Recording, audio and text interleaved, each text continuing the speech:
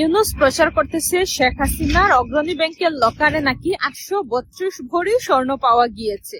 মজার বিষয় হচ্ছে এই বিষয়টা তাদের খুঁজে বের করতে প্রায় 18 মাস সময় লেগেছে।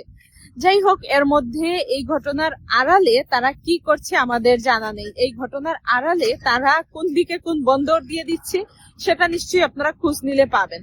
তো আমার কথা হচ্ছে, শেখ হাসিনা সেটার রিপ্লাই কিভাবে দিয়েছেন? শেখ হাসিনা বলেছেন উনার কোনো স্বর্ণ কোনো লকারে নেই। তারপরও যেহেতু তারা দাবি করছে যে এই 832 ভরি স্বর্ণ শেখ হাসিনার, সুতরাং এই স্বর্ণগুলা যাতে করাইল বস্তিবাসীকে দিয়ে দেয়া হয়।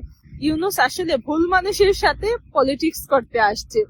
শেখ হাসিনা যে বিশ্ব নেতা এটা ইউনূস ভুলে গিয়েছে। শেখ হাসিনা যে পলিটিক্স একেবারে জন্ম থেকেই করে আসছেন, শেখ হাসিনা যে জন্মের পর থেকেই পলিটিক্স করে আসছেন, পলিটিক্স দেখে আসছেন। এবার ইউনূস কি করবে? এবার তো এই 832 ভরি স্বর্ণ দিতে হবে করাইল বস্তিবাসীকে।